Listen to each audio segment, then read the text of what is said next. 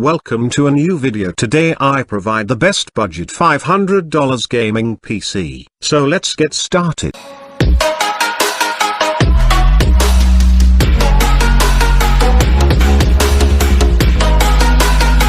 Getting into PC gaming can be a little intimidating, but by following our guide for the best gaming PC under $500, you're going to find it's much easier than it looks on the outset. Plus, with this budget build, you'll be able to enjoy all your favorite AAA games without breaking the bank. If you want a good custom $500 gaming PC, you're in the right place. Now, let's hop into the belly of this beast. First on the list is i3 8100 quad-core processor. The Intel Core i3 8100 will offer great performance in general usage and most games at 1080p, but it will start showing its limitations when you want to render or stream something. Despite this, it's still one of the best budget CPUs you can get right now, and it trounces AMD's options in this price range, especially in terms of gaming performance. However, this CPU caps out at right around the level of the RX 580. Keep this in mind when upgrading your build, or else you will run into bottlenecking. While most of the things said above still apply, an interesting change came just before we decided to release this build to the public, and we were able to replace our originally intended i3 7100 with an i3 8100. This has resulted in not only a performance boost, but the addition of 2 more cores. That's right, a quad-core i3. Nuts, right? This should actually slightly boost the i3's gaming performance, as well in rendering, but we still would strongly recommend against using this CPU for live streaming purposes. Second on the list is Zotac Mini 1050 Ti. The GTX 1050 is the top budget GPU in the $100 range right now, providing 1080p 60 FPS in most modern games on medium settings. It will easily max out older games on high to max, but beware that the 1050T isn't quite ready for VR gaming or higher resolutions. Its performance is far above that of the PS4, and around that of the PS4 Pro. For the best graphical performance you can get in this range, look no further. PNY's version of the 1050T is smaller than most, but doesn't lose out on any performance and will fit well into a smaller build, if you opt for one. This particular 1050T is also a mini edition. It shouldn't hurt your performance by any significant margin, and it should actually make it easy to work around in our smaller micro ATX case. As far as RAM concerned, I prefer Patriot memory, signature line DDR4 8GB, 2x4GB 2400 MHz in this range, which should be all that you need for most gaming and multitasking scenarios. It's a pretty solid value for the price range, and the slight bump in clock speed does make it better than a lot of entry-level DDR4 RAM kits you'll find out there. Since it's manufactured by Patriot, you can also trust this RAM kit to be quite reliable in the long run. Starter storage. If you're just getting into PC gaming, chances are you don't have a large enough Steam library to stuff this full of games.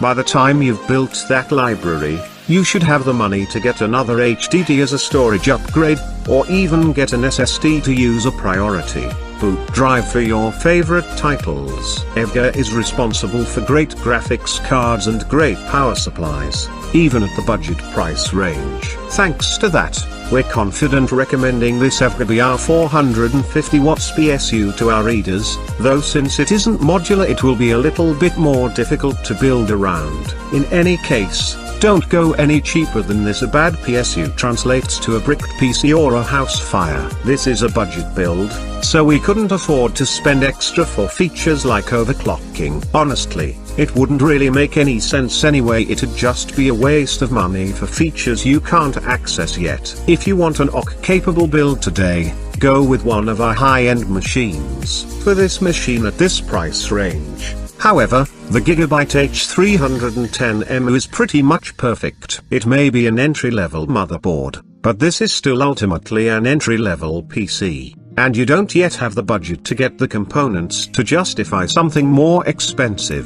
Motherboards also don't really affect gaming performance at all, so even when you do upgrade you'll be just fine. The MasterBox Q300L may not look like a budget case, but it is one. It's just a really good one, with a ton of included fans in the box, a sub $40 price tag, great airflow, a clean aesthetic. Why is this the best cheap $500 gaming PC today? If you're into playing AAA games or competitive shooters, then this is the best budget gaming PC you can get your hands on for the price of $500. The 8GB RAM allows you to comfortably play just about any game. 8GB is still the threshold for gaming, while also letting you do some multitasking on the sides. Both the CPU and the GPU of this cheap gaming PC build are enough to deliver 1080p gaming with an average of 60 FPS for most titles. What games can this PC run?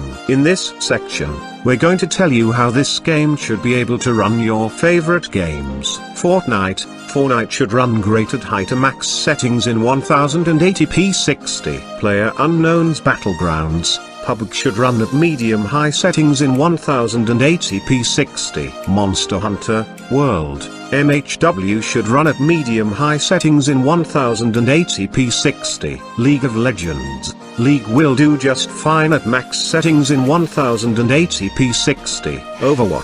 Overwatch should do well at high to max settings at 1080p 60. Rainbow Six Siege should perform at medium to high settings in 1080p 60. Warframe is pretty light, so max settings at 1080p 60 should be easy to achieve with this build. Grand Theft Auto V, GTA V is pretty intensive, so expect medium to high settings at 1080p 60 and lower frame rates if you decide to max it out. Team Fortress 2, TF2 should generally perform fine at 1080p and 1440p. But due to the weaker CPU in this build it won't have the most stable performance without a performance config. That's it from this video. Hit subscribe and bell icon to get our latest video notifications. Smile.